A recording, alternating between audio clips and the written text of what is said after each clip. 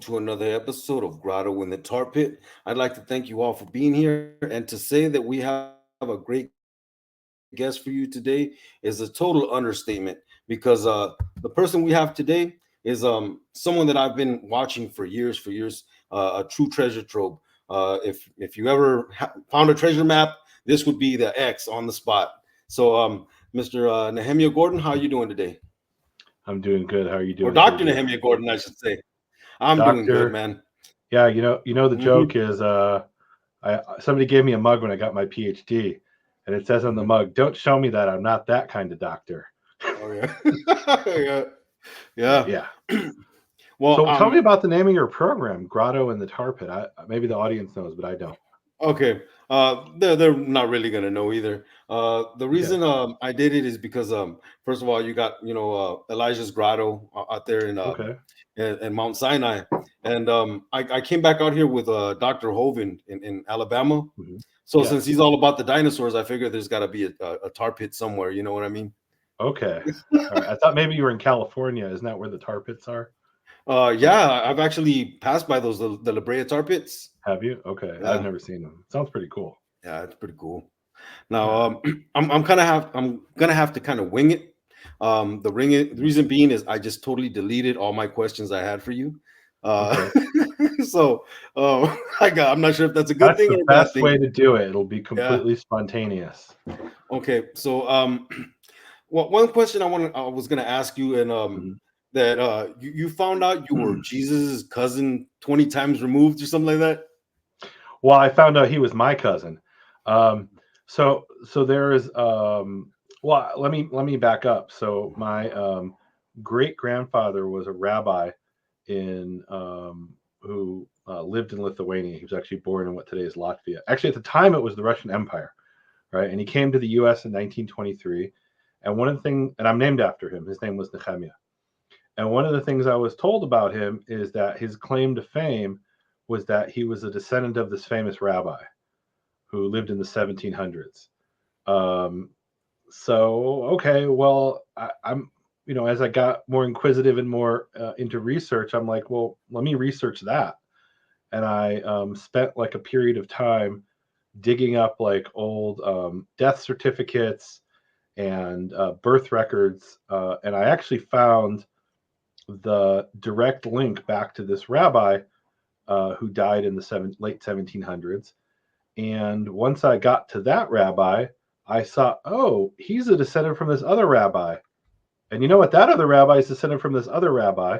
Uh oh, did I lose you? Am I there? Are you there, No, no, Sergio? no. Go ahead. Go ahead. Okay. Oh, I okay. was just putting you center screen. Okay. I'm not used to this format. So I realized, okay, or I saw that if you there's this chain of rabbis, and this was a thing that rabbis did, right? Like I'm sure I had some like street sweepers back in my ancestry. There are no records of that, right? What there are records of is when a rabbi would write a book, he would say, I'm the great great great grandson of so and so through such and such a line, right? So I was able to trace it back to at least someone who claimed he was a descendant of King David, and there was a claim that they could, go father to son all the way back to David. Now that's through my mother's line. Just bear that in mind. Um, but once I got back to a certain name, they were then tracing it back to King David, and then there was this website genie.com where somebody had taken the genealogy of Jesus from the Gospels and put it in just like a human genealogy, and then it would show you how you're related to other people. And on that website, I put in, okay, Jesus, I found him, Yeshua of Nazareth, and it said you're related to him. And I don't remember the exact thing. I think he was like my um, Wow. hundred and I don't remember. No, he was something 33rd cousin. I could look it up somewhere, but I still have it. But yeah, he was a very, very, very distant cousin. Now, like I said, I'm sure in the time of Jesus, there was also someone who was like a mason, meaning like a rock mason, right? Hmm.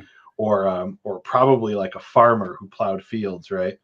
But I don't know that guy's name because nobody wrote it down, right? So I can only tell you the famous people I'm descended from, but that's kind of cool, right? So people will be like, oh, and look, I'm Jewish, I'm not Christian, and so I'll talk to Christians, and they'll be like, talking about Jesus and they have a relationship with Jesus, I'm like, look, I have a relationship with Jesus too. It's just through lineage, according to the way That I presented in the remember gospel. I remember you telling some stories about how people coming and telling you how you helped them find their way to Jesus and find their way to the Lord just to find out you're a Karaite. Yeah. Yeah. Well, I've definitely had, well, look, I did a podcast about this. I've got my podcast, Hebrew Voices. Yeah. People could look it up on Great podcast, by the way. Thank you. And I interviewed a friend of mine who had come to me during a time of crisis. I interviewed him years later about this. And he was going through I'm trying to remember the exact thing. People couldn't find it in the podcast, but basically he was going through a crisis of faith. And he asked me a question, something to the effect of, okay, I know you don't believe in Jesus. You're Jewish. You're not a Christian. You're not a Messianic Jew. But what would be the best argument in favor of belief in Jesus? And my background is academia. Actually, my background before that is studying the Talmud. My father was an Orthodox rabbi. And the way they study things in the Talmud is you can ask any question and analyze it from different perspectives. And it's not always what the answer is. It's sometimes more important what the question is and how you ask it. And there's pros and cons for every argument. So I'm like, all right, as an intellectual exercise, I can say if I wanted to argue in favor of Jesus, and if I was a believer, here's how I would argue, right? And look, there's something called confirmation bias, right? Confirmation bias is when somebody already kind of believes something, and then they cherry pick evidence to support that. And people who are believers, I'm a believer in Judaism, you're a believer in Christianity, I suppose. I don't know you that well. The non-believers will say, okay, you guys just believe that because you have confirmation bias. Well, maybe, but the non-believer is confirmation bias too, right? When they find something that doesn't fit logically, they'll say, okay, well, there's an infinite number of universes, right? Well, why'd they come up with the multiverse theory? Because, and there's a whole bunch of reasons, right, that I don't know enough to get into, and what I do know, I don't have time to get into. But basically, they said there's a bunch of things in physics that don't make sense. And the only way to explain this is to say there's an infinite number of universes, and we just happen to be in the universe where it does make that sense, right? Okay, so that's actually kind of a convoluted explanation. It might be correct or not, but they know that, or I should say they're looking for a naturalistic explanation. And if you have to have a naturalistic explanation, you might have to posit the existence of an infinite number of universes, right? So the point is, do we as believers do that in our own faiths? Perhaps in a way we do. Does that make any sense what I'm saying? Yeah. So well, let's put it this way. So there's this famous, I'll bring this Talmudic story, and I'm not a Talmudic Jew. I'm what's called a Karaite Jew, which means I'm strictly a believer in the Old Testament. And I was going there. I was going to ask you about that, but I'll let you tell your story first. Well, but I was raised as an Orthodox Jew. My father was a rabbi, like I said, also a lawyer. So he knew how to argue things from different perspectives, right? That was what a lawyer needs to do. That's what a rabbi needs to do. Is, okay, there's truth. I don't know what that truth is, but I can try to approach the truth by asking different questions and making different arguments. And maybe it's a good argument, maybe it's not, maybe it's convincing, maybe it's not. But what are all the possibilities, right? It's something that I think a lot of the young people are afraid of. They've been sheltered, and then they hear an opposing view for the first time, and they're horrified. They need like puppies and crayons, because they've never heard somebody who has a different view from them. They live in these little bubbles. Well, that's completely contrary to my upbringing. Look, where I grew up in Chicago, and I remember when the Nazis marched in Skokie, and they wanted to march in Skokie, actually, and there was a lawsuit. And at the time, it was considered this wonderful thing that the Nazis were being represented by a Jew. And my father was a lawyer, so I'm like, okay, what's going on here? Why would some Jew represent the Nazis in court? And the explanation my father gave me, and I think that was common at the time, was we're fighting for their freedom of speech, not because we care about them. It's because if they take away their freedom of speech, our freedom of speech will be taken away. And the irony is that having this very conversation is probably going to get this podcast shadow banned. That's the irony of it, right? Hey, I don't mind.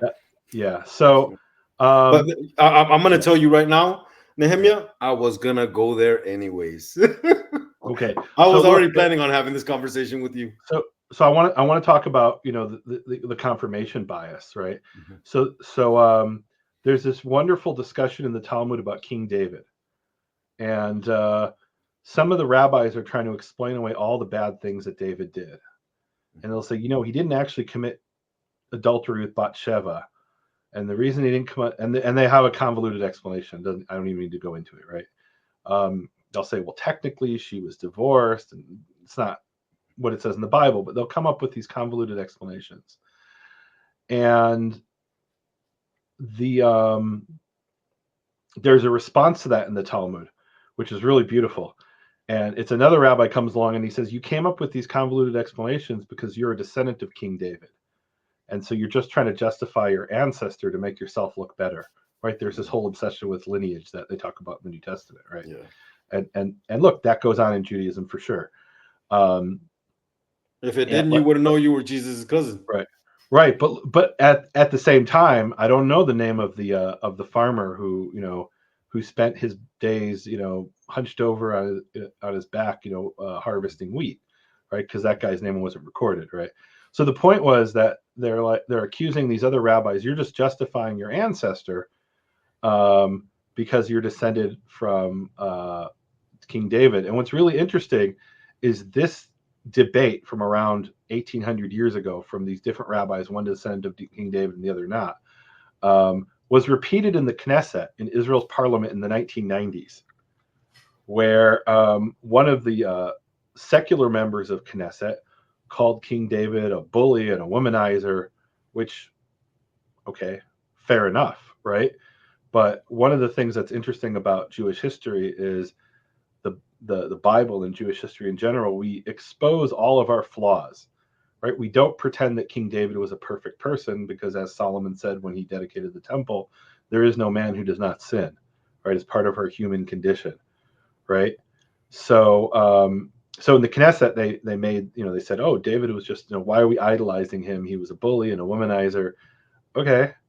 But he also repented, right? So he had his flaws and he was imperfect and he did his best. And no one's perfect, right? This is there's this kind of like postmodernist idea, I think it is, where you want to take whoever the hero is of the past, and they call it in Hebrew shattering myths, right? And you want to find everything that's wrong with that person. Well, show me somebody who's not perfect, and you could maybe point to Jesus. I don't know, but show me someone who's human and only human, who's not perfect, who is perfect. There is nobody like that, right? So everybody has their flaws, is the point. And so when this friend of mine asked me, okay, what would it, if you were a Christian, and what would be the best argument to, you know, in defense of believing in Jesus, I'm able to answer him. I'm not threatened by that question, right? And he later said that he was on his way out of believing in Jesus, and that allowed him to believe again. But so on the flip side, if it was why believe in Satan, you would have told them the same thing, or not the same thing, but you That's would a have good argued the question. I point. love that question. You know what I love about that question is it shows you have the intellectual openness to say, and I've had this conversation with some Christians and they cannot hear it. In the same vein that I can say why I believe in Jesus if I was a believer, I could say why I believe in Satan if I was. Now I actually don't know what the answer to that is. Why I believe in Satan, right? Yeah. But in theory, I could have that conversation. I could also If tell you someone the asked reasons. you could argue their point. Right. I could also tell you the reasons not to believe in Satan. I could probably come up with reasons to believe in Mohammed or not believe in Mohammed. I certainly could come up with reasons not to believe in Mohammed. I don't know exactly off the top of my head what the reasons to believe in Mohammed would be, because that's not my field of expertise. But yeah, it's an intellectual exercise, which is really important. And I think this is a very Jewish approach, what I'm saying here. And you could say it's not biblical if you want. I don't know. We could have that conversation. But it's certainly part of the Jewish culture as it evolved over the centuries, which is, like I said, to ask questions. I've been told by Christians that if they even questioned certain doctrines in their heart, they were afraid they were going to go to hell. Well, I personally think that's what you're supposed to do. You're supposed to question the world, and even if you believe all completely one way, you should know the other perspective. You should know the flip side of the coin and everything they're going to argue. Absolutely right. Well, that's how people get surprised, is they don't know what the other arguments is going to be. That's how people end up losing their faith in Christianity. I'm not saying always, but I've seen it happens where they've never heard the other argument, and they're presented with the most simple argument from the Jewish side or from the Muslim side, and they end up converting to Islam or leaving Christianity because they've just never heard the other argument. So the Jewish approach is to say, you don't really believe unless you've questioned, right? And you don't have to agree with this, but this is the Jewish attitude to say, like, let's say about believing in God. If you've never questioned that God exists, whether he exists or not, then you don't really believe in God. You're just repeating what somebody told you, right? That's the Jewish approach, right? And you don't have to accept that or agree with that. Well, but I believe there's a lot of value in that. Not an offense, but have you ever heard? I know you've heard that the joke of what happens when you get two Jews in a room. Yeah, you get three opinions. You get three opinions. Yeah, three opinions. Right. Which and my joke is when you get two Karaites in a room, you get 5 opinions. So, hey, that's a great thing. That's a great thing. Yeah. You should be able to explore everything. The guys that I told you to if you might be able to get on their podcast, that's the reason they started their podcast. They actually wrote up a list of things that couldn't be talked about in church, and sat there and talked about them. Yeah. Look, and I understand that people have emotional commitments to certain ideas, and so if I'm trying to think of an I'm trying to play the Nehemia's advocate here, right? In other words, if you came to me and said, okay, you say you're open about everything, let's talk about Holocaust denial and why you don't believe it. All right, kind of don't waste my time. I've met people who survived the Holocaust. I've been to the death camps, right?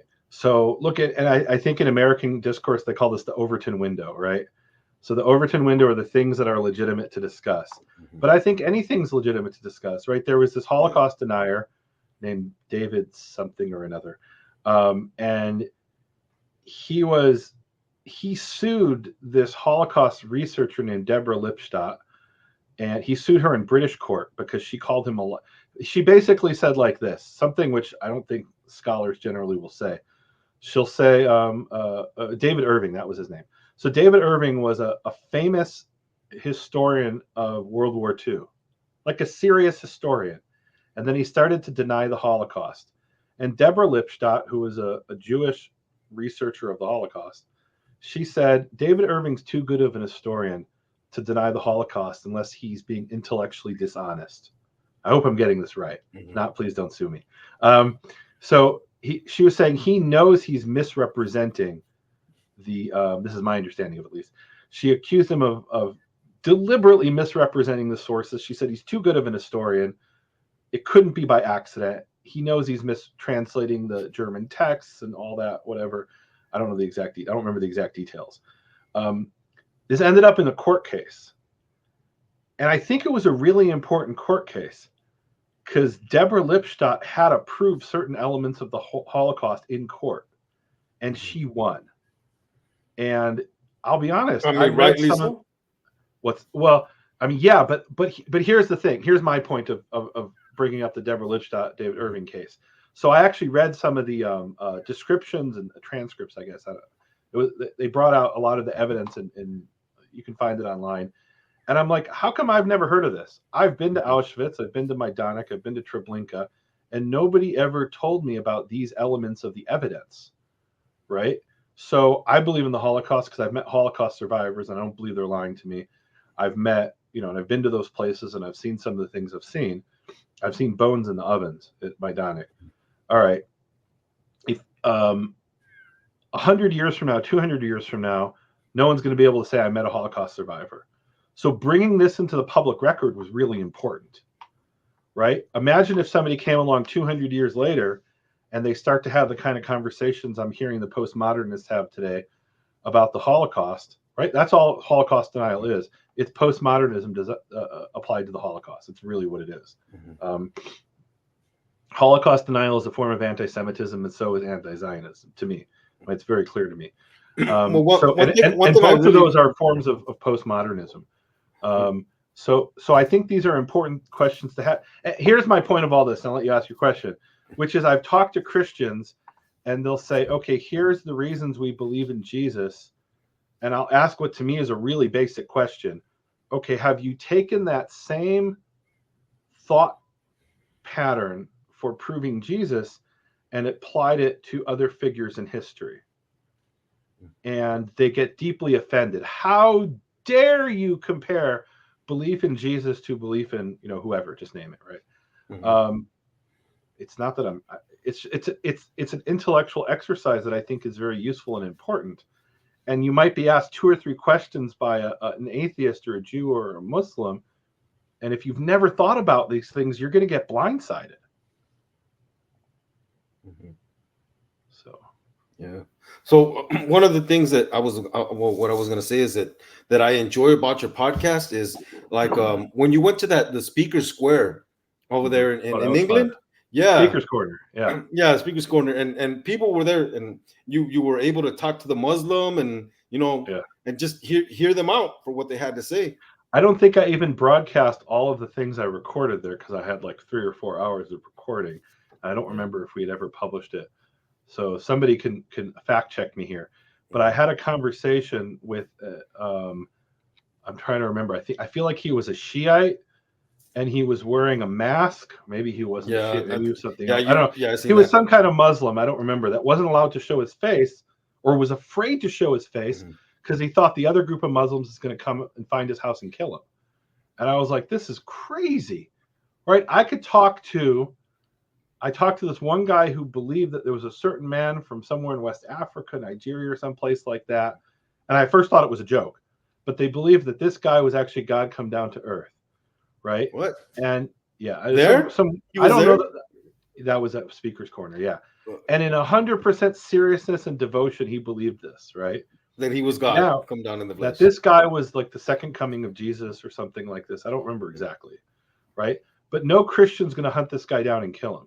Yeah. But if you said the same thing within an Islamic context, not even the same thing, if you said something much more mild from my perspective, they'll literally try to hunt you down and kill you.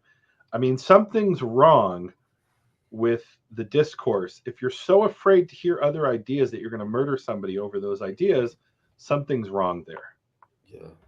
So, Yeah. Which was what I wanted to bring up to you, like what's going on in the colleges right now, man. oh my, that's Yeah, insane. yeah, it's crazy. Like when I was out there in North Carolina, when I'd go on the train, just about every day, I'd seen people with flags, Palestinian flags, and banners that said "Free Palestine," and they were always headed to the colleges. Mm-hmm. And it's crazy. Well, here's what's crazy about it. There's this cartoon going around, and I think it's Naama Levy, who is the young lady who was kidnapped by Hamas, and you can see the blood coming Yeah, on her yeah. I think you pants. showed that picture on your podcast, right? So there's this cartoon of her standing before the United Nations, and it's not what actually happened. She's still, as far as I know, I don't remember. Is she still prisoner in Gaza? I don't remember, or she might be dead. I'm not sure. I think she's still prisoner, as far as I know. As we're recording this. But in the cartoon, they said, "We don't believe you, but if it happened, you deserved it." Right? That's what we're hearing from the college campuses. It's believe all women unless they're Jewish, and then we don't believe it, but they deserved it. Well, wait a minute. How can you be saying the same thing? Look, I was never advocating believe all women. Some people tell the truth, some people lie. Just like in any kind of situation, right? Um, I mean, and look, this is one of the things the Holocaust deniers love to bring. Oh, there was this person who claimed they were in Auschwitz and really like they weren't, and they're lying for attention. Okay, that happens, right? There are people who lie, right? But so there's this overwhelming evidence. It's not from one particular person that that we base this on. So the point is, they were saying believe all women, and now all of a sudden, well, unless they're Jews and it's in Israel, right? Then we don't believe them because they deserved it. Well, Yeah, if it was anywhere that is other than Israel, nobody would be thinking twice about what Israel's doing to Gaza. I heard this one military expert who was talking about. He says in the entire history of discussions about modern warfare, he's never heard a debate about what the ratio was of civilians to like a public debate about the ratio of civilians to combatants. Right. That's a new thing that's been introduced into the Israel's war of survival in Gaza. This obsession with, well, how many civilians died? Well, I mean, if Hamas didn't use them as human shields, probably very few civilians would die. And even with Hamas using them as human shields, relatively few civilians are dying. But nobody ever talked about ISIS in Raqqa, in Syria, and how many civilians were dying in Raqqa or Mosul. They're like, we got to get rid of ISIS. Well, it's not Jews, right? I know. When hundreds of thousands of Muslims, including thousands of Palestinians, were killed in Syria, nobody in the Muslim world cared. Certainly nobody had mass public protests because it wasn't being done by Jews, right? So let's be honest here. What they care about is that Jews are involved and they hate Jews. They hate you. I mean, and if you hear what they say online, certainly you'll hear things like, well, the Jews, and I've literally had people say this to me, well, you Jews were kicked out of over 100 countries, so you must be doing something wrong. Well, that's literally victim blaming. And the other thing is, well, you killed all the prophets and you're killing our people in Gaza. Okay, so you're upset that somebody 1,400 years ago fought a war against Muhammad, and Muhammad killed all the men, raped the women, at least according to their sources, right? Right. Well, they take it as wives, right, against their will. And then one of those women poisoned Muhammad with a sheep or something like this. This is what they're complaining about 1,400 years later. Okay, when you're going to murder a baby today because of that, doesn't make any sense. That's insane. Yeah. That's real. That's literally an ancestral hatred. It's literally what it is, which is, a type of anti-Semitism.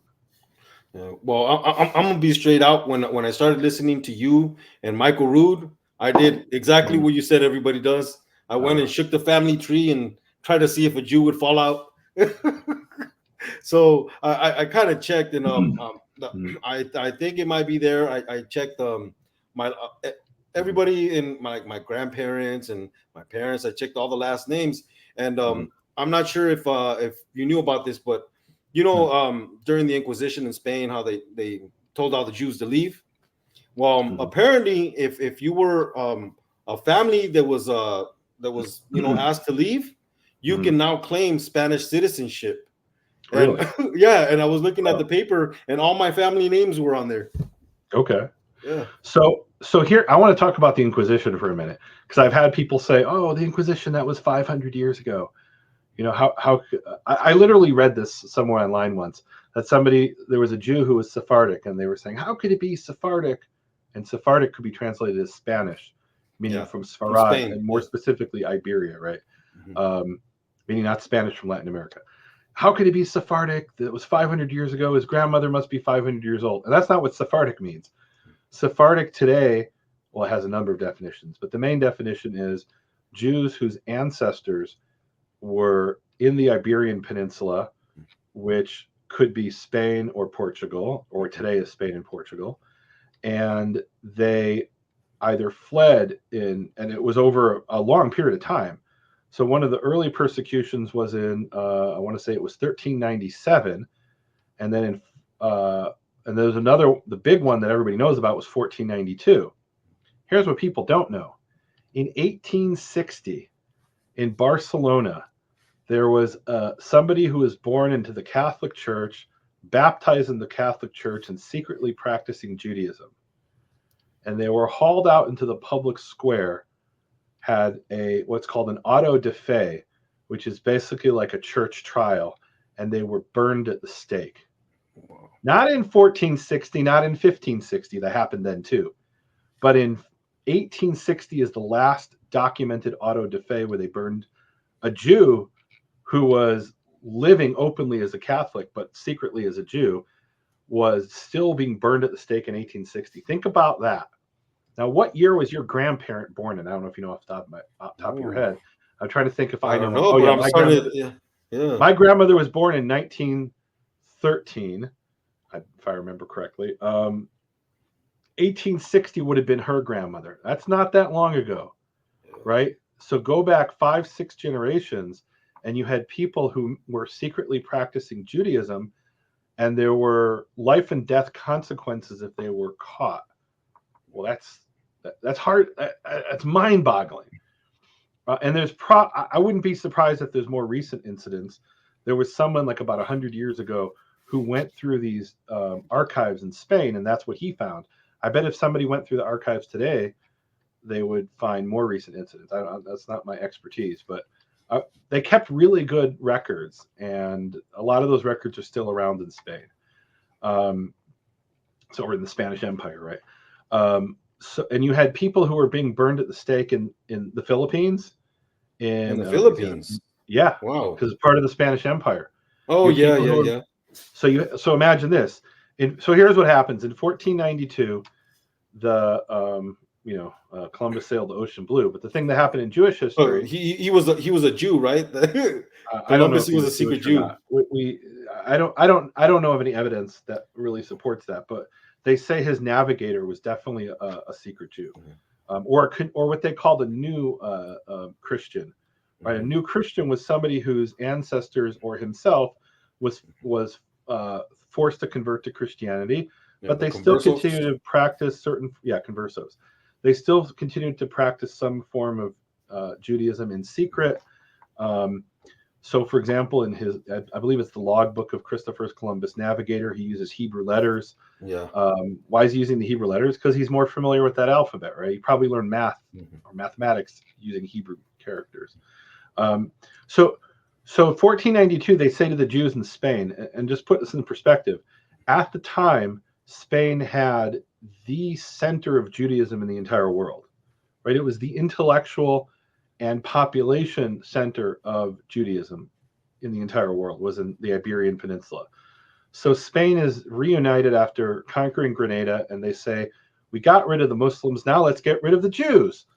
And they have, that's really what happened. And they issue an edict which says either convert or leave. And some people said, they want me to be sprinkled with some water. Who cares? I'm going to continue practicing Judaism in my house, but I'm not going to give up everything I've had with my family. I'm in a home where my family has lived for 500 years, maybe since Roman times. The family had lived in that house and had that business that they were passing on from father to son. They said, I'm going to stay here. People kind of do what they want in Spain anyway. Well, they didn't know the Inquisition was coming. I guess they should have known. But or maybe they did know. I don't know. There were some people who said, I'm going to convert to Catholicism openly, but I'll continue to secretly practice Christianity. Secretly practice Judaism.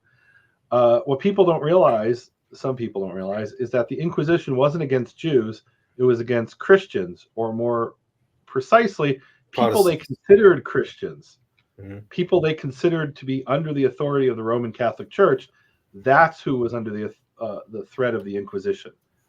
So it was the Jews who said, all right, I'll just go through the motions and I'll formally convert to Catholicism. It's just sprinkling with water. It doesn't mean anything. And then years later, they or their descendants are burned at the stake because they're continuing to secretly practice Judaism. So a lot of the Jews said, no, I'm not going to do that. I'm going to leave. So where did they go? They went to Portugal, which had the doors open. They said, hey, we'd love to have you. That was in 1492. Well, in 1497, the Portuguese monarch comes under pressure from the Catholic Church, and he says, look, this is kind of awkward. I've got hundreds of thousands of Jews. And he puts a different ultimatum. He says, convert or die. Oh. And in some instances, it's not even convert or die. He gathers the Jews into the public square in Lisbon, and he has these monks sprinkle water on them. And he says, now you're Christians. You've now entered into the authority of the Roman Catholic Church. If you go and don't work this Saturday, you're going to be burned at the stake. So it wasn't anything that even consciously said, oh, okay, I'll pretend to be Christian and really be Jewish. It was, they were literally sprinkled with water. So he forcefully put them under the authority of the Catholic Church so they would have the authority to do this. Wow, right. So I didn't know that. Spain was convert or leave, and Portugal was convert or die. And why'd they go to Portugal? Well, the languages are very similar from what I Yeah. understand. Yeah. And they're also geographically right next to each other, right? I don't even have to get in a boat. I can just walk to Portugal. So it was a good option for a lot of Jews. Now some left. And then you end up having Sephardic Jews living in Constantinople, right? What today is Istanbul. You have people, so you imagine this. You have people in what today is the west coast of Turkey who are speaking Ladino, which is sometimes described as a dialect of Spanish. Yeah. You could also argue that Spanish is a dialect of Ladino, right? Yeah. They're both Romance languages. They're very similar languages, Well, right? it's Hebrew and Spanish mixed together, right? Right. Well, Ladino. it was a dialect of Spanish spoken by the Jews, Mm-hmm. which included a lot of Hebrew words and Aramaic words, and then probably Mm-hmm. words from other languages that Jews had brought with them from other places, right? So, you know, it was kind of this thing where at home they would speak Ladino, but when they went into the market and they were, you know, buying something in the market or trading, then they would speak Spanish. And by the way, they weren't exactly speaking Spanish either, right? Yeah. Each region of Spain had their own dialect. Yeah. Right? You had Castilian and you had Aragonese, and even today you have Catalonian, right? Or Catalan, right? So today we'll talk about Italian and Spanish and French, but go back to any time before radio, and every, like, I don't know, 100 miles, somebody had a different dialect that was barely intelligible to the other people. So certainly if you're not speaking in like a public format, right, you're speaking at home, you might be speaking your local dialect. I mean, it's still kind of that way in some places. Well, like I speak Spanish, and Yeah. if I listen very closely while Yeah. someone's speaking Portuguese, I can understand it. But I Okay, was but listening. what about if somebody's from Argentina? Can you understand them as well, or do you have to listen closely? Yes. Okay. Where the big difference is if someone's Yeah. speaking Portuguese from Brazil. Okay. There's so much slang and I guess native words in the Brazilian form of Portuguese that I can't understand it for anything. So this is an age-old question in linguistics. What is the definition of a dialect? And so for example, I'm told that people from Sweden can understand people from Finland, not Finland, sorry, from Norway, and Norwegians can understand Swedes, but they speak two different languages, and they can both understand Danes, I guess. I don't know. So there's an old joke that was coined by a Jewish scholar who was like the great scholar of Yiddish. Because what's Yiddish? Yiddish is a dialect of German. And Hebrew, he says, right? well, why is Yiddish a dialect of German? Why isn't German a dialect of Yiddish? And in reality, they both come from a common ancestor, which is Old High German or something like that. I don't know, I'm not an expert. But they both come from an earlier language, right? It's not that there was a Jew who immigrated to modern Germany and started speaking Yiddish, and that was his dialect of German. It was that you had Jews who were living in the Roman Empire in an area that was conquered by Germanic tribes, and they started speaking whatever that Germanic tribe spoke. And the Germans of today have a language that's descended from this Old High Germanic, and so is Yiddish descended from Old High Germanic, right? And I guess there's Low German, whatever that is, right? Yeah, so in other words, Ladino and Spanish, they both came from Latin, right? They both came from an earlier language, which you can call Proto-Spanish or medieval Castilian. Or I don't know, I'm not an expert, right? But they both came from an earlier language. That's the point. So here it's different from, like, there might be a dialect of English spoken by Jews on the Lower East Side of New York 100 years ago, right? Well, those were immigrants who came to New York, and maybe they didn't speak fluent English. That's different than Ladino, which was, there were Jews who were living in the Roman Empire before it was, they were living in Spain and Iberia before it was the Roman Empire. They probably came there with Phoenician traders in the time of King Solomon and Hiram of Tyre, right? Because the Tyrians, the people from Tyre, had colonies and trading colonies in what today is Spain, and there were Jews who came along with them who were traders, right? So they were there before the Romans, right? And they're speaking probably first Phoenician and then, well, Hebrew and then Phoenician and other languages, right, over time. And the language they're speaking when they're kicked out of Spain or forced to convert is a descendant of a series of different dialects and languages that evolved over time. So the point is that you have people who were forcibly converted. So in some cases, they didn't even do anything. They were sprinkled with water, and they were told, now you're a Catholic. Wow, And that's messed up. generations later, their descendants would say, in my house, we don't eat pork. And for some reason, we light candles on Friday night. We don't actually know why. Yeah. And for some reason, we, do certain things. And there's actually a really interesting example of this. So there was a saint among the descendants of the Jews who were forced to convert to Catholicism, a saint that is pretty much unknown otherwise in the Catholic world, called Saint Esther. And it was a way that they would teach their descendants about certain Jewish values, right? They had to wrap it in a Catholic veneer, this Catholic, cloak, right? And so it's not Esther, the queen of the book of, it is, right? She's from the book of Esther, but they call her, we'll call her a saint, Saint Esther, and they would convey certain Jewish ideas. Well, the Catholic Church wasn't entirely stupid. They could see there were people who were doing things different, and they were persecuting those people for centuries. When you were caught, you were burned at the stake. And I've seen the documents. Wow. I've held them in my hands. Wow. What do I mean by the documents? The Catholic Church was proud of this. What they would do is they would publish a document that said this person is being burned at the stake on Tuesday, March 5th, whatever, 1849. I don't know the exact dates, right? But they would give an exact date and the exact crime. And one of the crimes was Judaismo, which is Judaizing, right? I'm probably mispronouncing that. But I think I've actually seen the Portuguese version of this, right? So apparently I don't know. It basically meant Judaizing. What's Judaizing? Your neighbor had a dispute with you, and they went to the local Catholic priest and said, that my neighbor over there who owes me money, he didn't, he doesn't work on Friday night after sunset, and he won't eat pork on Christmas or whatever it is, right? And they're like, wait, why isn't he eating pork on Christmas? What's going on here? And they go interrogate the people, and they find out they're secretly practicing some remnant of Judaism, and they burn him at the stake. And meanwhile, the neighbor now steals his sheep and everything. Even if they didn't know about it, because I'm sure a lot of it was handed down, and 100%. Things are handed down and you don't even know what you're doing. In some cases, they did know what they're doing, and in some cases, they didn't, right? In some cases, you have Jews showing up. Really, you have people who are nominally Catholic showing up in Holland in 1750 and 1650 and saying, my ancestor was one of those Jews from 1497 in Portugal.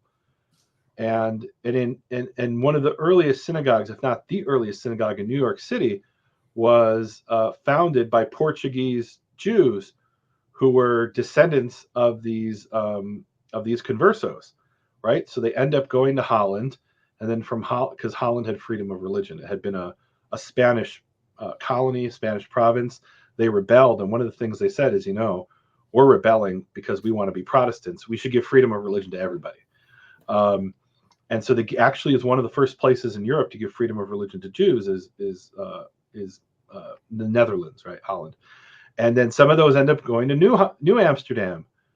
They weren't like the New Amsterdam because the people were anti-Semitic, but they're like, okay, we can't do anything about it. You're free to practice your Jewish faith, right? Now, these were people whose great-great-grandfather was baptized into the Catholic Church because he had no choice. This is right after the Mayflower and all that? I can't tell you. I think it's in the 1600s, so I'm bad with the American history dates. Yeah. But people can fact check me and Google this. It's in sometime in the 1600s, if memory serves me, where you have descendants. As soon as the Christians came, so did the Jews. What's that? So, right after the Christians came over here to colonize, came some Jews. For I think the Christians were here a little bit before that. In other words, the Spanish came much earlier, right? The Spanish are coming in, the beginning of the 1500s. I don't know when the first colony was in North America. I know that when the first British colony, this is crazy. I read this and I couldn't believe it. When the first British colony was established in North America, there was already a hotel in Santa Fe, New Mexico. What? Think about that. That's crazy. But that's how long the Spanish were in North America, right? Wow. But there are Jews or people who are descendants of Jews who are coming and thinking, I'm persecuted here in my little village because everybody knows my great-great-great-great-grandfather was Jewish.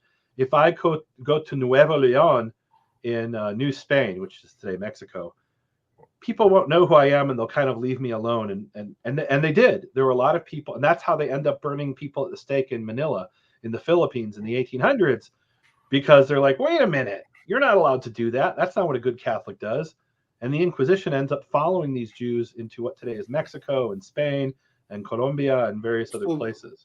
So it was a church keeping track of people, like, oh, this guy's descended from a Jew, and the church was just keeping records of all. Well, how did you find out that your ancestor was possibly Jewish from your name?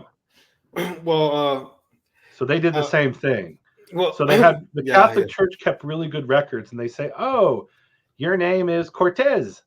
Well, we know there's some people who are named Cortez who are descended from converts to Judaism to Christianity to Catholicism. Well, apparently, keep an eye on you.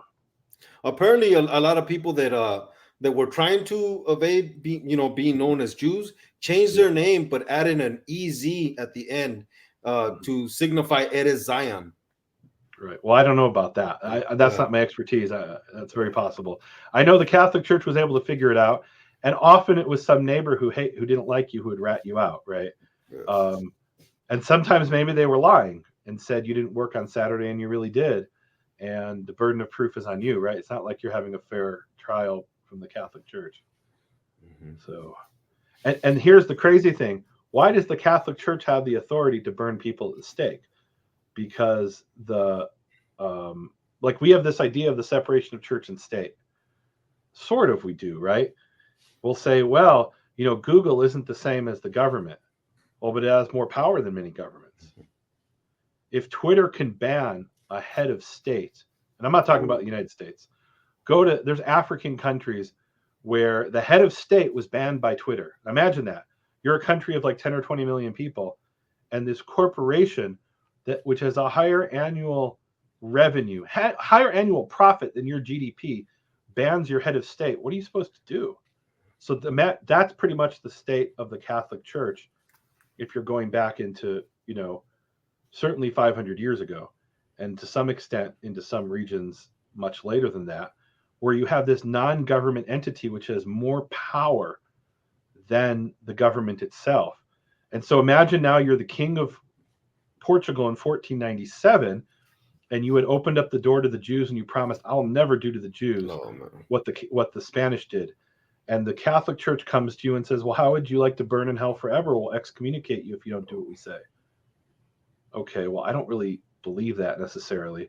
But if you excommunicate me, my cousin's going to slit my throat and claim that he's king, right? That's what's really going to happen, right? Some relative of mine who has a claim to the throne is going to murder me in my sleep, probably with the help of my confessor, who I've trusted my whole life. So I better do what the Catholic Church says. Right, it's a parallel to they call this unpersoning, right? Where one of these tech oligarchs will put you under what's effectively excommunication. Okay, maybe I don't care that I've been banned from Twitter. Really, try operating in the 21st century without a bank account. Let's see how that goes. Yep. Right, without the ability to have a bank account. Yeah. That's the next step. And well, what do you mean the next step? They're already doing it now. Yeah. They're literally already doing it now. Yeah. Right. Oh, well, like they did with the truckers in Canada. Like they did with the truckers in Canada when they and they shut down their GoFundMe and took all the funds out of it. Right. That's insane. Yeah. Well, no, and GoFundMe could say, well, we're a private company, we're allowed to do that. Really? So if somebody walks, let's say I have a bank, which I don't, right? But let's say I had a bank, and somebody comes in the United States and says, I want to open up a bank account. And by the way, I'm an African American. Oh, we don't allow African Americans to have bank accounts. Well, they'll be immediately shut down, right? And the argument is that you're open to the public. You have to be open to any reasonable. Now, somebody's coming in and trying to scam you. That's a different thing, right? Right? They're saying my name is, whatever, right? If somebody is committing fraud, that's a different thing. But if somebody comes in with legitimate papers, and they're an upstanding citizen, and they're not trying to commit a crime, and you say, I'm not going to allow you to have a bank account in my bank because I don't like your politics. Well, that's what the Catholic Church was doing 500 years ago, and they had the ability to burn people at the stake, right? Wow. Thankfully, the tech oligarchs don't currently have that ability, but they can unperson you in a way. There's this beautiful exchange between Nachmanides, who's also known as Rabbi Moses ben Nachman, sometimes confused with Maimonides, who was Rabbi Moses Oh, ben Maimon, right? They have different, yeah. Now you like, just confused me. right. So their father, one's father's name was Maimon, and the other was Nachman, right? So Nachmanides, who's about 50 years after Maimonides dies, he has this debate with the Catholics in Barcelona, and it's known as the Disputation of Barcelona. And it's really an important event in medieval Jewish Christian relations, and really in medieval Jewish history. Oh, is he the one who used Shimto's Hebrew Bible or Hebrew No, Matthew? nothing to do No? with it. Oh, No, no. no, that no connection whatsoever. That was Okay. a rabbi named Shem Tov ibn Shaprut, Oh, okay. and this is a rabbi named Moshe ben Nachman, or Ramban, he's also called, who's confused with Rambam, which is Maimonides. All right, so Moses ben Nachman, or Nachmanides, he's forced into this debate with the Jewish convert to Christianity by King James I of Aragon, nothing to do with King James Bible, which was King James I of England, or whatever he was king of, I don't know, England and Wales, something like that. This is King James I of Aragon. He forces Nachmanides into a debate, and Nachmanides is like, I don't want to have this debate. And the king says, what, are you afraid you're going to lose? He's like, oh, I'm not afraid I'm going to lose. I'm afraid I'm going to win. And Wow. it's not that I'm afraid. All the people around me, all the other Jews are saying, don't have this debate. If you win, we're going to be persecuted. And guess what happened? He won, and they were persecuted. He specifically was exiled from Spain. But he makes this incredible statement to the king where he says, how can I possibly, and I'm paraphrasing here, right? How can I possibly have a debate if I'm not allowed to speak freely? And the king says, well, why can't you speak freely? And he says, well, in previous debates, there were limits imposed on the Jewish position. The Jews weren't allowed to say anything that the Catholics considered offensive, right? Like if they said you're idolaters for praying to the Virgin Mary, which, and if you're Catholic, I'm not trying to offend you, but that would be the classic position of a Jew in the Middle Ages, that if you're praying to someone who's a flesh and blood human being, who even according to Catholic theology was a flesh and blood human being, fully human, I believe they say, I don't know, that would be idolatry, right? So if a Jew said that in the debate, they would be persecuted, and all the Jews would be persecuted. So they weren't allowed to say that. So Nachmanides says, how am I supposed to debate if I'm not allowed to speak freely? What I believe is going to be blasphemy to you, and what you believe is going to be blasphemy to me, right? Otherwise, we would have the same belief. And the king says, okay, I'll give you freedom of speech. So Nachmanides goes into the debate, and he wins. But then the person he was debating, named Pablo Cristiani, who was a Jew who had converted to Catholicism back in France, his family was from France, he then wrote an account of the debate, and in his written account, Pablo Cristiani won. And so Nachmanides said, what you're saying is a lie. That's not what happened. And he wrote his own account.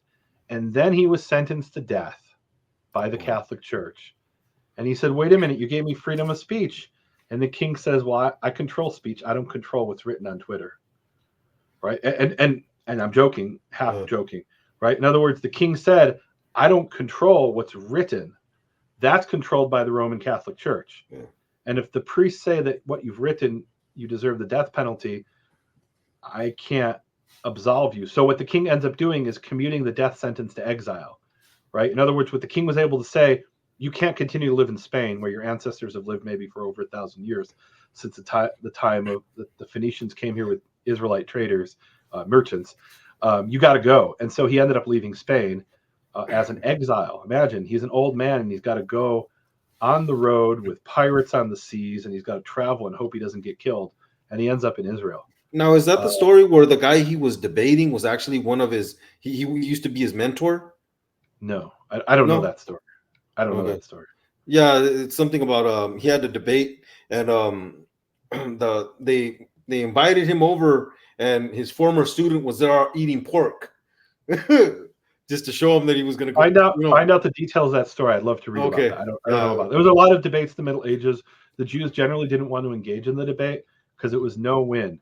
If you win, then you're persecuted. If you lose, well, now you have to convert to Catholicism because you lost. Well, who judged the debate? The Catholic king and the Catholic monks. I think usually it was the Dominicans who really hated Jews. There's a famous incident. It's called and people should look this up. It's called the Lisbon Massacre. So there were hundreds of thousands of Jews who flee to Portugal, and in 1497, they're sprinkled with water, or they're told convert and die. And now they're living as Catholics. They have no choice. And there was a great famine. I want to say it was around 1507 or 1508. So that's all it takes for them to declare you Catholic is they sprinkle water on you and now you're Catholic? In that situation. I mean, I don't think they'll do that today. I can't imagine they would do that today, but I don't know. They did it back then, right? Now, was that strictly speaking legitimate according to Catholic law? I don't know. Maybe you could get a hearing at the Vatican and try to get out of it, but good luck with that. So it didn't. No, they were deemed, as for all intents and purposes, Catholics at that point, and then they had to be forced to follow Catholicism. So there's this drought, and everyone's ordered to go to church and pray. And they're sitting in church, and there's this one Jew sitting in the cathedral. I believe it's the cathedral in Lisbon. And one of the old Catholics, meaning who wasn't of Jewish descent, he gets all excited and he shouts for joy. And he says, the crucifix at the front of the church has just shone a light on us. This is a great miracle. Jesus is answering our prayer. And one of what they call the new Christians, Nuevos Cristianos, who was born a Jew and raised a Jew and sprinkled with water or forced to convert to Catholicism, he says that's just the way the sun is reflecting off the silver crucifix. That's not a miracle. And the old Catholics spend the next few days massacring the Jews throughout Lisbon, being egged on by I believe it was the Dominicans, it could be the Franciscans, somebody look it up and fact check me. But there were these orders of people, meaning like Dominican order, right? They were monks who had devoted their lives to the Catholic Church, and they go around telling everybody the Jews have just blasphemed Jesus and the crucifix, and that's why we're suffering. That's why you don't have bread on your table, because these new Christians are not good Christians and God's punishing us. And they spend days massacring the Jews until the king's men show up and they stop the massacre. But by then, hundreds of Jews had been killed in Lisbon, right? So this was, this was like the October 7th of the early 1500s. Happened all the time, right? We call these in history pogroms. That's a term from Eastern Europe. But it happened all over the Muslim and Christian world, or Catholic world, but not just Catholic, Greek Orthodox as well, where the Jews are accused of something and they spend days massacring them, and sometimes more. Sometimes it comes directly from the government, right? There's the famous Protocols of the Elders of Zion, which was a forgery produced by the secret police of the Tsar. It's actually kind of crazy because, it's completely crazy. But what's crazy about it is we know some of the sources of the Protocols of the Elders of Zion. There was a grandson of Napoleon Bonaparte named Napoleon III, and he was a ruler of France. And one of his enemies wrote a fake account of his plan to control the entire world. And there are entire paragraphs of that forgery, which was written in French, which were translated into Russian and became part of the Protocols of the Elders of Zion. Right? That's how bad a forgery it was. But it was promoted by the Russian government, and today it's promoted throughout the Islamic world. You could actually, it's crazy. It's literally taught as fact in certain parts of the Muslim world. This thing that was a conspiracy about Napoleon's grandson. It's crazy. And now it's say, well, the Jews are really trying to control the world. And look, when the Holocaust happened, what did those people say? I don't know if I'm allowed to say on a podcast. What did Hitler say? What did the Nazis say? What they said is the Aryan people are fighting for their very existence against their Jewish persecutors. That could be Yahya Sinwar, the head of Hamas, right? There really is not that much difference. Maybe you could say there's the racial aspect, which is different. But the basic idea that Jews are our persecutors and we're fighting and we're the persecuted, fighting against our persecutors, in the paranoid fantasy of Hitler, that's what was going on. Well, hasn't Mein Kampf become a... What's that? Hasn't Mein Kampf become a bestseller amongst Muslims? Oh yeah, in recent years. It's really interesting. So I did a podcast about a copy of Mein Kampf that was found in Gaza, and somebody was like marking it up with notes. They were studying it. And so I went on Amazon to see, can I get an Arabic copy of Mein Kampf? And there was somebody who was selling one. And I've been buying from Amazon for over 20 years. Oh, think about that. I have been buying stuff from Amazon. Originally it was books, right? For over 20 years. And I've never had this happen before. I buy the book and the seller calls me up on the telephone. And he's like, why do you want to buy this book? I said, well, I'm researching this. What do you mean? I'm researching. He says, do you want any other Arabic books? I said, no, just this one. And he hangs up the phone and cancels the sale. Whoa. Because he didn't want to sell Mein Kampf in Arabic to somebody who wasn't a believer, meaning a believer in the message of Jews are horrible, right? And my name is Nehemia Gordon, and he can see that. Yeah. And he sees this is some Jew who's trying to. Googled you. Well, it's not. You don't even need to Google me. The guy's name is Nehemiah. It's obvious that I'm not Muslim. If my name was Muhammad or Nahamallah, which is the Arabic of Nehemiah, I suppose, then maybe he would have sold me the book. And I've never in over 20 years had a seller not just send me an email, which I don't think I've ever had either, but to call me on the telephone on my personal cell phone, which you have to put in when you're doing a shipment. Never had that happen. I don't even know if they're allowed to do that. But he did it, and the sale was canceled because, yes, they'll sell that book to each other, but they don't want us buying it because, they know they're not supposed to be disseminating Mein Kampf. You run into these situations all the time, like when you were buying the flash drive with all the Hebrew writings. I've had some weird stuff happen. Some things I probably shouldn't talk about, so let's move on. Okay. But I've had to smuggle flash drives with stuff that there were governments that didn't want me to have that info. More importantly, they didn't care if I looked at it. They didn't want their citizens seeing information that I had on a certain flash drive. So because they had committed massacres and didn't want their people to know about it. So I won't go into more detail. Double O Nehemia. What's that? No, well, Double O Nehemia with microfilm now. I don't know about that, but yeah. No, I mean, anyway. So, I mean, today you would just send that file over, some kind of a file transfer thing, but back then you couldn't do that. Yeah. So you have, I don't know how we got onto the topic of pogroms. Oh, I guess we were talking about you having Spanish or Jewish ancestry coming from the Iberian culture. Yeah. So here's an interesting thing that happened. So up until about 20, 30 years ago, if you were a Jew from Iraq, Jews from other places referred to you as a Sephardic Jew, which is a bit strange because the Jews from Iraq have nothing to do with Spain, in the sense that Jews went to Iraq, what today is Iraq, in the time of the Babylonian exile. And technically speaking, there were Jews already there in what today is Iraq in 732 BCE, when I want to say it was Tiglath-Pileser III or somebody like this. One of the Assyrian emperors invaded northern Israel and took Israelites exile to what today is Iraq, right? So that's 732 BCE. So why would you call them Sephardic Jews? Because what happened is in 1492 and then in 1497, in Portugal, you have Jews that are fleeing, right? Because even in Portugal, there were Jews who were able to escape.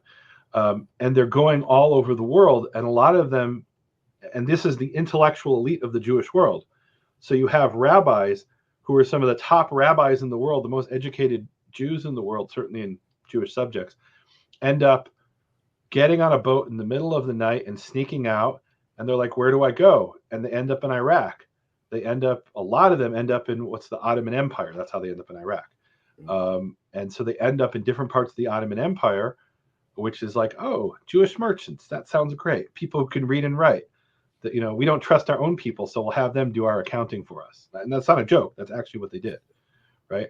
So you have Sephardic Jews who are literally from Spain, from Sfarad, who end up as this intellectual elite going to Egypt and Syria and to some extent to Iraq. But where they really were heavily concentrated was in what today is Western Turkey, Croatia, the Balkans area, right? Greece, right? You have towns. This is incredible. I found this book that was written in Ladino that was published in what today is Izmir, Turkey in the 1800s, right? There were newspapers in Ladino, which again is, you could call it a dialect of Spanish or related to Spanish, right? If somebody read it to you, you would probably understand that if you speak Spanish, or certainly if you speak like Castilian.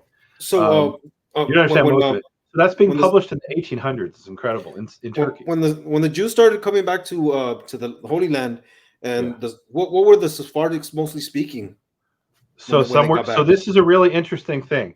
So there were a lot of Sephardic Jews, and here's Sephardic in a very broad sense, right? It includes, again, it could be a Jew who's coming from Damascus, but had an ancestor, and they distinguished, right? If you were a Jew in Damascus, you knew if you were a Jew whose ancestors were from Syria or if they were from Spain or Iberia, right? Could be from Portugal, right? So like for example, in Amsterdam, there was the Sephardic synagogue, and then there was the Ashkenazi synagogue, right? And they were separate. In Hamburg, there was the Sephardic Jewish community. Okay, so what were they speaking? So some of them were still speaking Ladino, and there are words. This is really cool. There are words in modern Hebrew that come from Spanish, but really they come from Ladino. So one of the foods that we eat in Israel, it's kind of like getting like chicken nuggets in America. It's called borekas, right? I don't know if you have that food. Do you have that food in your culture, borekas? So borekas is a Spanish word, and it's apparently, right. Even the as ending, you could tell, is not a Semitic ending, right? It comes from Ladino borekas. It's kind of like a phyllo pastry dough filled with cheese or potato. Somebody post in the comments if you come from a Spanish-speaking country and you eat borekas. If I asked my mom, she would probably know. Yeah, it's probably called something else there. I don't know. Another word is Chanukiah. So the candelabrum that has 8 or 9 branches. So I grew up calling that a menorah or a Hanukkah menorah. In modern Hebrew, that's called a Chanukiah. Chanukiah is a word in modern Hebrew, but it comes from Ladino. And there's a whole host of words that end in iyah in modern Hebrew, and all of those, or most of those, come from Ladino, right? So, and some of them are original Hebrew modern Hebrew constructions. So, for example, and this is really cool. Listen to this example.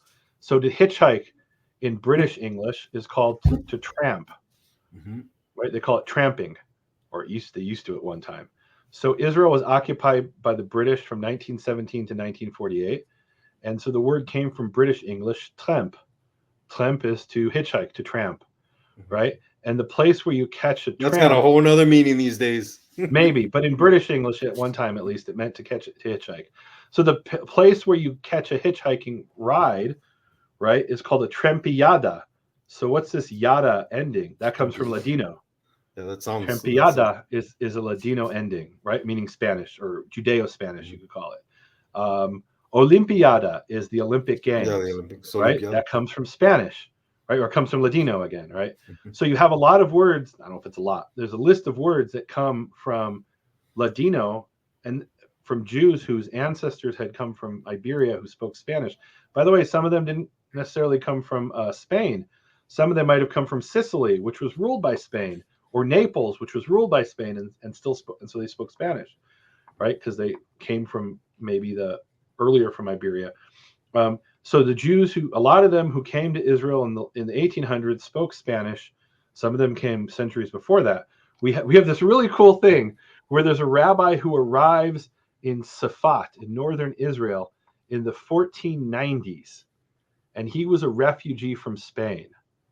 And they establish a Jewish community. It actually becomes the intellectual center, one of the great intellectual centers of Judaism in the 1500s, was established by Jewish refugees from Spain in Safat, or Safed in English. And in fact, what most people would refer to today as Kabbalah, which is kind of rabbinical Jewish mysticism, most of that was formulated in Spain, in Safat, in Safed in northern Israel, by Jewish refugees from Spain. A lot of the great works of early modern Jewish literature were made by Jewish refugees from Spain. It really became a major center of Jewish learning because these Jewish refugees were given an open invitation to come into parts of the Ottoman Empire, and the Ottomans ruled. I don't think, did they rule Safat already in 1490s. I don't remember. They may have, but eventually they come to rule Tzfat and in northern Israel. I know Jerusalem they took in 1517, but northern Israel they might have ruled earlier. And you end up with them speaking still Ladino up until the 20th century. And then you have a really interesting thing that happens in modern Hebrew. This is really cool. So you have Jews who are coming to Israel, fleeing the Russian Empire, and their native tongue is Yiddish, which is, you could call it a Jewish dialect of German. And they meet these Jews in Israel whose native language is Ladino, which is a dialect of Spanish. And they're like, I don't understand Yiddish. I don't understand Ladino. How can we communicate? Well, we both know Hebrew. And they end up communicating with each other in the marketplace. So the story is, and it's a great story, and it's kind of true, that Eliezer ben Yehuda resurrected the Hebrew language. Yeah. There's truth to that story. But he was he was only able to do that because there were already people who spoke Hebrew not at home, right? That's where Eliezer ben Yehuda comes in. They weren't necessarily speaking Hebrew at home, but when they went to the marketplace and they wanted to buy a chicken from another Jew, and at home I speak Yiddish and you speak Ladino, so I go to the market, I go to the shuk, and I talk to you in Hebrew because we don't have another common language. Some of them spoke Turkish and some of them spoke Arabic, but why would they speak Turkish or Arabic, right? It was much easier to speak Hebrew because they had learned Hebrew in synagogue, right? And this was controversial. Some people said, no, we can't use Yiddish when we're haggling over the price of a chicken in the marketplace, right? Literally, right? But then others are like, okay, well, how am I supposed to haggle over the chicken? He doesn't know Yiddish, and I don't know Spanish, right? And I don't know Ladino. So this actually becomes really important in the modern rebirth of Hebrew, that you have this massive population of Ladino-speaking Jewish descendants of Jewish refugees, and they encounter these refugees who are speaking Yiddish, and their common tongue is Hebrew. It's beautiful. Wow. Yeah, that is beautiful. Yeah, that is. One thing I wanted to ask you is I was about the Vatican files or the files that you found in the Vatican. What else did you find? Anything else interesting in there? I found all kinds of interesting things at the Vatican, some of which I can't talk about right now. So okay. Let's save that for a future time. Okay. But I think what you're referring to, there's Hebrew manuscripts the Hebrew of the New Testament in the Vatican, and some people have misunderstood what I said and thought, oh, Nehemia's saying that's from the 1st century AD. It's not what I said. What I said is we have these fragments of Hebrew texts of the New Testament in the Vatican. Shouldn't we investigate these and find out when they're from? And if you want to say they're all translations from Latin, okay, that's fine. But let somebody put in the work and do that investigation. I think that's worth it. Yeah. So one of the really interesting things that I found that I think you're referring to is what I call the Vatican junk box. And I'll explain what I mean. So the Vatican has millions of pages of manuscripts, right? Literally. If you include their archives, it's tens of millions. And there's only so much people are allowed to even look at, right? Most of it is accessible if you can get the right credentials. They won't let you take photographs of it, but they'll let you in to examine it today. Things have changed. The Vatican is much more open. Like online, I believe online, you can see what they call the Vatican Secret Archives, where they started to photograph million. And why are they secret archives? Because you could have, so the Vatican keeps really good records. So and I don't know this is I'm giving you a hypothetical example, right?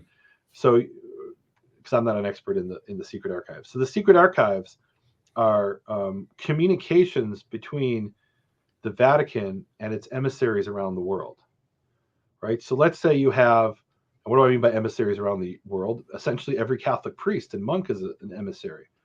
So if you had, and this I think is an example, you have these Jesuit priests who go to China in the 1500s, and they talk to the emperor, and the emperor's like, wow, this Catholicism, this Christianity thing sounds really interesting. I could get some trade relations with Europe, and these people are really advanced. Okay, maybe I'll become a Christian or a Catholic, right? And so he sends a letter to the Pope, and there's an exchange with the Pope. It's incredible. And they have the original letter that the emperor sent. Now it's translated, I think, into Latin by these Jesuits, right? So I don't know if it's in Chinese or not. I I don't know. But they have these documents. Now, why would I care about that as a Hebrew scholar? So here's what happens. And they have millions of documents like this, right? Not just with the Chinese emperor, but like if there's a Jesuit like in Macau or something in 1650, and he's sending a report back to his superior at the Vatican or wherever, the Vatican still has those documents. It's incredible, right? And there's literally millions of pages of these documents, as far as I know, right? So why is that important to me? So you have this collection of letters, and what you do is you bind it. And you say, you know what? Here's all the reports from Macau from the 1650s, right? I can't have them as loose letters. They'll get lost. So you bind them. Okay, what do you bind them with? They're written on leather. Certainly the earlier ones. Some of the later ones are written on paper. So here's what they would do. They would take old books and cut them up and use those to bind their collection of letters. Well, maybe what they cut up is an old Hebrew book. And they found over 1,000 pages of Hebrew manuscripts as bindings in other manuscripts. And I'll give you an idea of what we're talking about. So this isn't in a binding. This is where they erased the Hebrew manuscript. They took water and washed off the Hebrew letters, and they wrote a Greek medical text over it. That's an actual example. And that's in the Medici Library in Florence.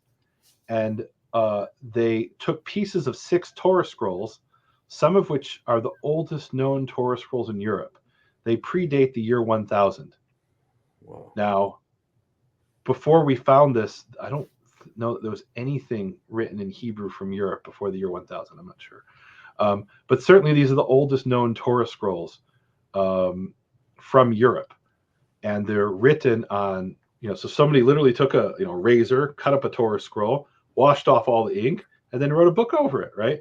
Wow. And so sometimes they would, in the Vatican archives, but not just the Vatican archives, this was done all over Europe. You have, I don't know, somebody is, you had a ledger like in the church, and the ledger said, in such and such a year, so-and-so was born, and in such and such a year, the plague came, and these various events had happened, right? So they have these like documents in every church. They have these. Okay, well, what do you bind that with? Well, we just took some books from the Jews. Let's cut those up and use them as a binding. Now, to be fair, sometimes they did that with their own books, right? It wasn't just Jewish books. But they found over 1,000 pages of Hebrew books in these book bindings. And some of them are really important lost things that we don't really have other copies of, or we don't have a lot of copies. Like they found 2 pages from the Jerusalem Talmud, which we have, but we only have 1 manuscript, right? So now we have a second manuscript. That's incredible. That really is incredible. Like that's a really big deal. I don't know if I can convey what a big deal that is. No, yeah. Imagine you have two manuscripts, not of the whole thing, but of this like section, and one of them comes from a book binding, from some book that has nothing to do with it. So the point is, there are. So can you even see the letters, or is this from your imaging where you're seeing the letters in the background? So that was discovered by somebody else, the Jerusalem Talmud, decades ago, and we have a full photograph of it. There is a beautiful thing where they took it out of the binding and photographed it. So we have a full high-resolution photograph that's available now of 2 lost pages from the Jerusalem Talmud. They're not really lost because we had one other manuscript, but that manuscript was 1 witness. Now we have 2 witnesses to this text. That's a big deal. That's not a small thing. So imagine if we only had 2 copies of something. What's that? How'd you get into the imaging of all these manuscripts? Because I know you've been flying all over the world imaging all these ancient manuscripts, and it sounds like pretty exciting. I'll tell you the real answer. I was working on my PhD dissertation, and I looked through photographs, black and white photographs, of something like 90,000 pages of manuscripts. And I was looking for a certain type of thing in these manuscripts, and I had over 90,000 pages, something in that neighborhood. But I only had 2 Torah scrolls in that whole collection. And I thought, that's not really scientific. I've looked at and it's difficult to say how many manuscripts, because it depends how you count the manuscript, right? But over 90,000 pages of manuscripts. You could have a manuscript that's 1,000 pages, right? And you could have a fragment of a manuscript that's not even a whole page. But I looked through over 90,000 pages of codexes. A codex is in book form, as opposed to a scroll, which is rolled up. And I only had 2 Torah scrolls. And I said, I need more Torah scrolls. Well, where do I get Torah scrolls? So I had to travel places and say, can I look at your Torah scroll? This is a crazy thing. I went into a synagogue, an Orthodox synagogue, and I said, I'm doing my PhD and I want to look at your Torah scroll. It's not that old, your Torah scroll. It's 150 years old, but I want to look at it because I'm looking for a certain, phenomenon that was done by scribes. And I don't care if it was done 1,000 years ago by scribes or 50 years ago by scribes. I want to see what the scribal tradition over time is. I do care if it's older. That's interesting. But I'm also willing to look at more recent stuff, especially in Torah scrolls, because the old practices are still continued to some extent. Not as much as I thought, but they're still continued. They're still continued to some extent. You mean modern day scribes, right? Modern day scribes are still doing things that were done in the time of the Dead Sea Scrolls, not knowing it was done in the time of the Dead Sea Scrolls. It's pretty cool. Knowing it was done 1,000 years ago, but not realizing how old it was. And maybe they're doing it for different reasons, but they're still continuing some really early practices where they don't even know where it came from, which is really cool. All right. So I go to the synagogue, this Orthodox Jewish synagogue, and I tell them what I'm doing. And he said, okay, you can examine my scroll. You come with your camera and your little measuring tapes and everything. Come back on Monday or whatever it was. I come back on Monday, and the rabbi sits there with this kind of like smug look. And he says, when I met you, and he uses this phrase. He said, my spidey sense went off. I'm like, okay, what do you mean? He said, I looked you up and I saw you were a Karaite Jew. I said, yeah, I'm a Karaite Jew. That's not really what's your point? He's like, well, I was wondering, you would be studying Torah scrolls and didn't come to my synagogue, or I didn't know you. How big is the Orthodox community? I'm like, oh, I'm not Orthodox. What's your point? He's like, all right, I'm going to let you examine the Torah scroll. Okay, that's kind of weird. Like, I'm a scholar who's working on a PhD at the time. Like, I'll tell you what was weird about it. I went to examine a Torah scroll in an Anglican church of the Catholic Rite, where you walk into an Anglican church and you smell the incense and there's a statue of Mary. I've been examining manuscripts at the Russian National Library. I've been examining manuscripts at, all kinds of places all over the world. And I never had somebody say to me, except that one incident, like, oh, you're affiliated with this particular branch of Judaism. What would that have to do with my research of I'm not, So your research was for the dissertation or something? That was part of my PhD dissertation, which was at Bar-Ilan University. Man, you really went above and beyond for that one. And Bar-Ilan University is an Orthodox Jewish university, right? So at Bar-Ilan University, I never had a single person say, wait, you're doing a PhD at Bar-Ilan, but you're a Karaite. Because there were Muslims who were doing PhDs at Bar-Ilan University. There were Christians. I actually met a Messianic believer doing, I think he was doing a master's at Bar-Ilan University. Or maybe an undergrad, I don't remember, but he was at Bar-Ilan. So the point is that if you're an academic institution, there should, unlike on the American left, there is not a what's the word? What do they call it? A religious test, right? So part of the one of the core concepts in American civil discourse is that there is not allowed to be a religious test for public office. Now, if I go to work for Focus on the Family and they want me to sign a certain doctrinal statement about the Trinity, that's totally legitimate because they're a religious institution. But if I go to work for the state of Colorado, they are not, by the American Constitution, allowed to administer a religious test. I actually saw the other day, what's that guy's name? Ben Shapiro appeared before the United States House of Representatives or something like that. And literally this representative he's the Chinese agent. I forget what his name is. This literally he was involved with a Chinese agent. He asked Shapiro, he administers a religious test on Shapiro. He says, do you believe such and such is a sin? So if you want to ask me, even on a podcast, do you believe such and such is a sin? That's a fair question. But if I go to testify in court in a public context, in civil public discourse, it's not relevant whether I think a certain thing is a sin or not. Unless it's a court of law, right? Unless it's court. Well, in a court of law, if you ask me, do I think, and I guess maybe there's context, right? Is it against your Yeah. beliefs to administer the death penalty? And you're on a jury, they're allowed to ask you that, right? But Right. um, uh, if I'm engaging in a public office, and that would include being at a university, right? A university does not belong to a particular religion, right? I, as a Jew, as a Karaite Jew, I could go and, in theory, right, I could go and work for Georgetown University, which is a Jesuit institution. And if they said, we're not going to hire you because you're a Jew, they would and should lose all government funding. Now, Mhm. whether a university should have government funding or not is a different question, right?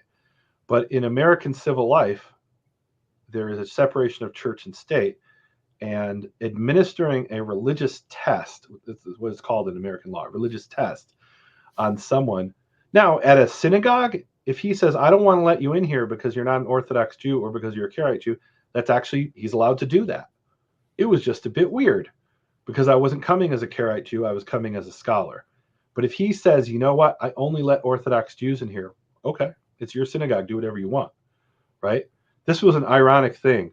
I went to examine a Torah scroll that was a Torah scroll that survived the Holocaust.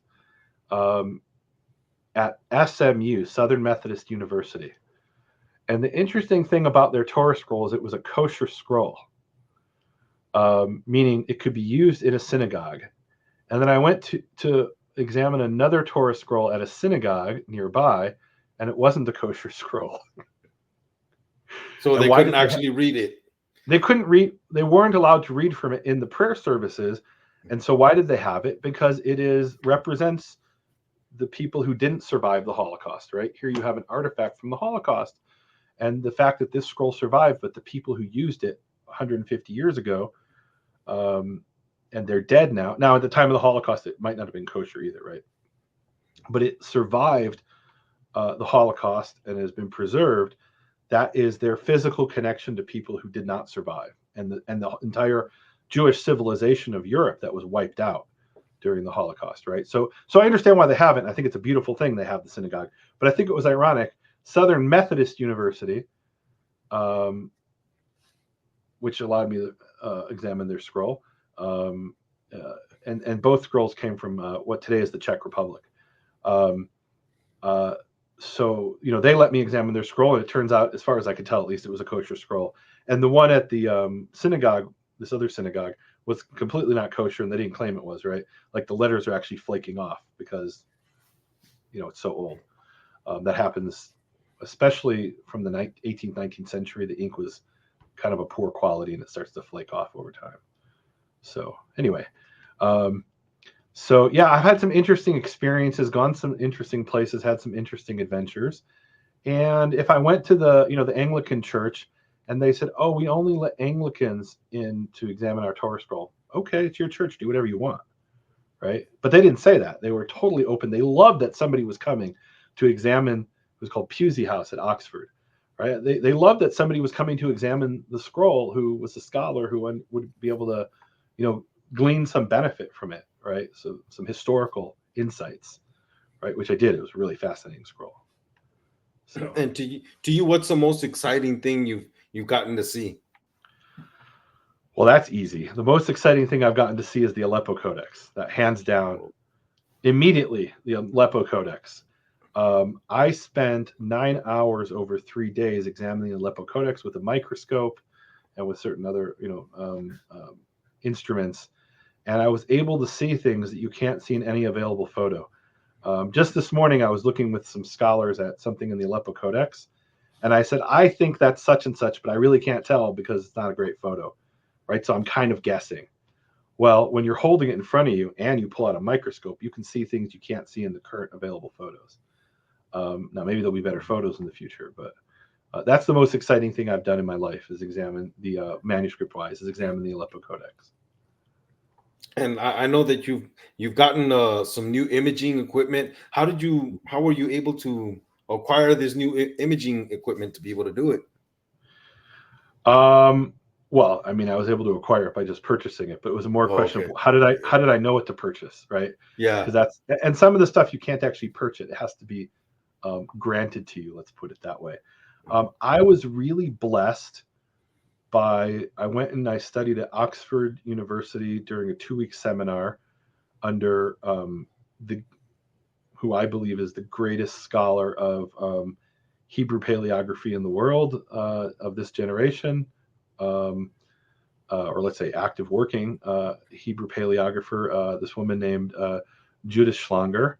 And she said, if you're going to really be serious about working on these Torah scrolls and studying this particular scribal practice, you should go talk to this scientist in Berlin named Ira Robin. So I go to Berlin and I meet Ira Robin, and she completely changes my life, because up until then, pretty much everything was just about speculation and could never be proven or disproven. Like this morning, I think a certain letter has been erased and it used to be something else and now it's this, but I don't know. I'm looking at a photograph which is at, which was done at, 20 megapixels, which was a really big deal 10 years ago. Today it's not. On my iPhone I have 45 megapixels. We can do better. So it completely changes my life, because I'm like, wow, I can actually prove some of these things I've been speculating for years, and we can do some really cool scientific tests. It was one of the coolest things I've ever done. Was with this scientist in Berlin. We went to the Vatican and we did these tests on Codex Vaticanus, which is a Greek manuscript. And I'll talk about that more some other day. But yeah, that was one of the coolest things I've ever done. After the Aleppo Codex, that's probably it. Okay.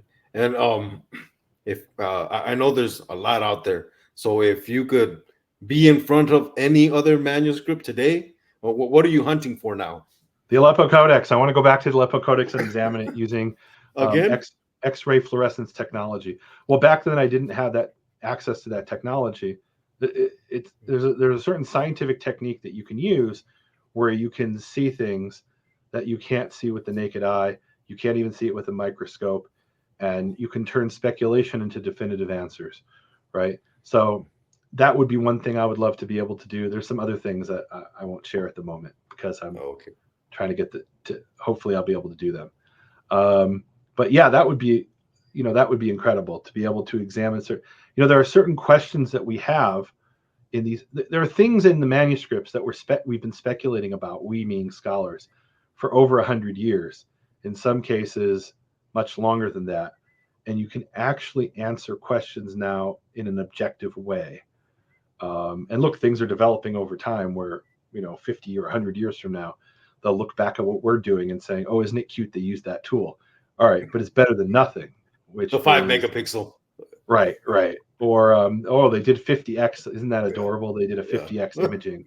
And today we have, we're using an electron microscope or something. I don't know, whatever. Or some technology that hasn't even been born yet, right? Somebody walks around with an electron microscope in their pocket, right? Like, I'll give you just a quick example. So there was this little dot in the Aleppo Codex that I saw, and I examined it with a 200x microscope, and it turned out it was a freckle. It wasn't a dot of ink. And you can tell the difference. Not always, but usually you can tell. Flatted white. No, but in this case, it was actually a freckle. Like, I have freckles on my skin. So the cow had something like a freckle or a melanoma. I'm not a dermatologist, right? But it had some kind of blemish on its skin, and people looked at that. Actually, that happened in the and that wasn't my discovery. That happened in the Leningrad Codex, where people had transcribed these freckles as vowels, as Hebrew vowel points, and it turns out it's literally just some kind of blemish on the animal of the skin. The skin of the animal of the skin, the animal skin. And so I saw a similar thing in the Aleppo Codex, and that was pretty cool. And what's another thing I looked at, and I'm like, okay, that's ink, beautiful. Now I know it's not just a guess.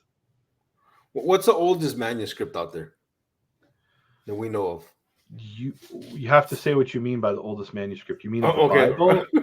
Yeah, of the Torah. Because you could say the oldest manuscript is a clay tablet, which is counting somebody's sheep or something like that, written in Sumerian, right? That would probably be the oldest written document. The Torah. But the oldest fragment of any biblical manuscript is what's called the Silver Scrolls.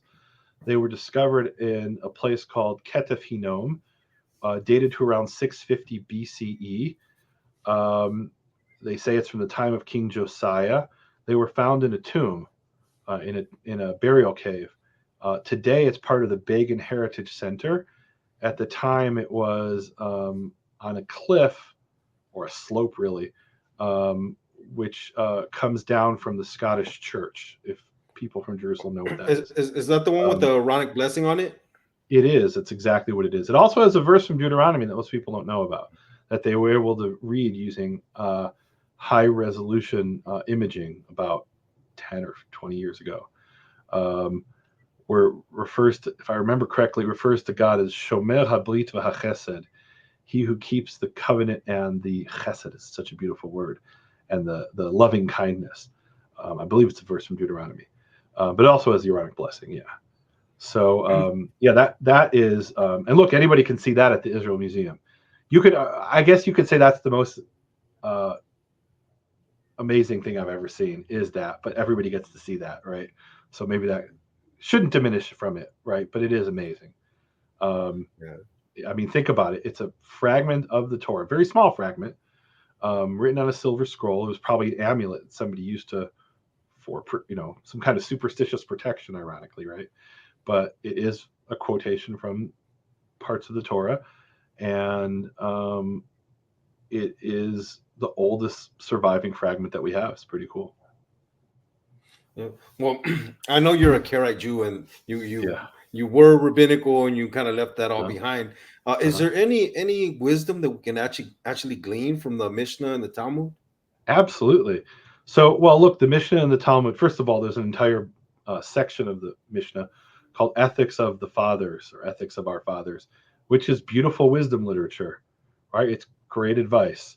Some of it's advice you might not agree with, right? But other things there are just, I was talking to somebody the other day, and they said, if not now, when? I said, you just quoted a rabbi from the Mishnah.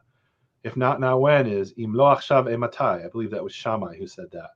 And then he said, Ima ni lo mi li, which is kind of a tongue twister. If I'm not for me, then who is for me? And he said, if I'm only for myself, then what am I? Which is, I mean, beautiful, profound wisdom, right? There's also a lot of important historical information that we can see in the Mishnah and the Talmud and other rabbinical literature. I hate to run after an hour and it's okay. It's okay. Yeah, but I've got to wrap it up. I've got another meeting now. It was really good talking to you, Sergio. I really enjoyed it. Yeah, I enjoyed it too. Can you do us a favor and pray us out before we go? Sure. I'll pray the Aaronic blessing, what's on those two silver scrolls. Yevarechecha Yehovah v'yishmerecha. Yehovah bless you and keep you. Ya'er Yehovah panav elecha v'yichuneka. Yehovah shine his face towards you, be gracious towards you. Yisa Yehovah panav elecha. Yehovah lift his face towards you. V'yasem b'cha shalom, and give you peace. Amen. Amen. Amen. All right. Well, shalom. Thank you, Nehemia. Hopefully, I can have you back on some other time because I only got a little chunk of what I wanted, but it's cool. Yeah. All right. Shalom. So, yeah, shalom. For my listeners, see you next time in Grotto on a Tar Pit. See you later.